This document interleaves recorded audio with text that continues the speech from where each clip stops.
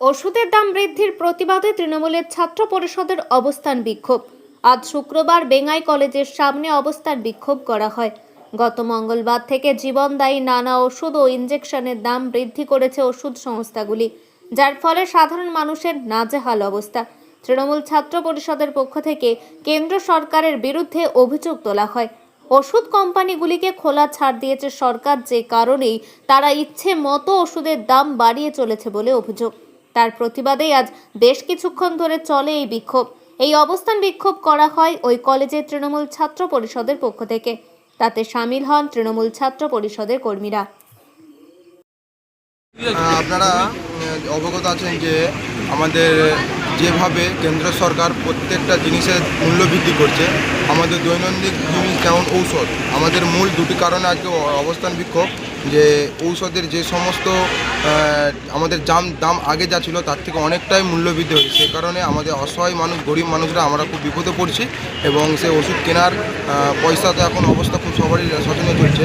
তো তার জন্য এবং 2 নম্বর আমাদের অক্সফোর্ড ইউনিভার্সিটিতে আমাদের মাননীয় মুখ্যমন্ত্রী মমতা বন্দ্যোপাধ্যায়, ভারত সরকারের একজন মহিলা মুখ্যমন্ত্রী, যিনি অক্সফোর্ডে যে ভাষণ রাখছিলেন সেই সময়কালে এসএফআইয়ের কিছু অশিক্ষিত ছাত্ররা তারা আমাদের মুখ্যমন্ত্রী মমতা বন্দ্যোপাধ্যায়কে কুচুরিতে মন্তব্য করেন এবং অপমানিত করেন। তার জন্য আমরা আজ বিক্ষোভ মিছিল করছি। এসএফআইকে তার জবাব দিতে হবে, তারা এই ধরনের অপমানজনক কাজ একটা বিদেশের মাটিতে কিভাবে করলো। আপনার নাম? আমার নাম শেখ আজহার, আমি বেঙ্গাই কলেজ তৃণমূল ছাত্র পরিষদের সহসভাপতি।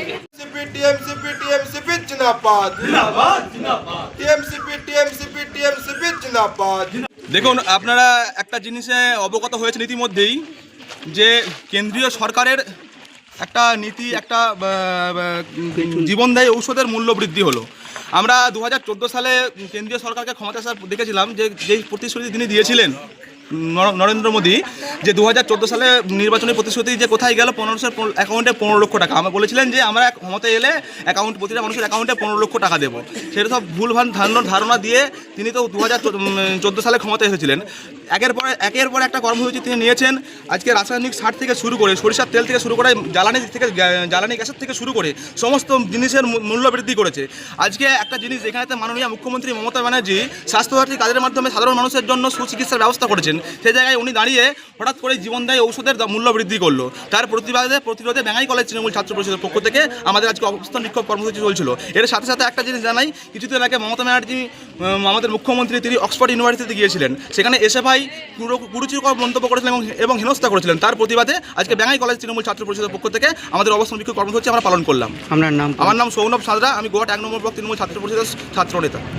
এখন আরামবাগেই রয়েছে প্রাণ আইভিএফ ফার্টিলিটি সেন্টার। নিঃসন্তান দম্পতিদের মুখে হাসি ফোটানোর বিশ্বস্ত প্রতিষ্ঠান প্রাণ আইভিএফ ফার্টিলিটি সেন্টার দক্ষিণবঙ্গের মধ্যে সর্ববৃহৎ এবং সর্বপ্রথম এআরটি গভর্নমেন্ট রেজিস্টার প্রাপ্ত আইভিএফ সেন্টার এখন আরামবাগেই। অল্প খরচে আইভিএফ পরিষেবা, বন্ধ্যাত্ব চিকিৎসার এক অভিনব অধ্যায়। প্রাণ আইভিএফ ফার্টিলিটি সেন্টার একেবারে অল্প খরচে পুরুষ ও মহিলার বন্ধ্যাত্ব পরীক্ষা, বন্ধ্যাত্ব চিকিৎসা সবকিছুই হয় আমাদের প্রতিষ্ঠানে। সুচিকিৎসার মাধ্যমে মা ও বাবা ডাক শুনতে পারবেন নিঃসন্তান দম্পতিরা।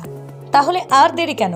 আজই যোগাযোগ করুন প্রাণ আইভিএফ ফার্টিলিটি সেন্টারে। ঠিকানা বসন্তপুর, আমতলা, 2 নম্বর রেলগেট, আরামবাগ, হুগলি।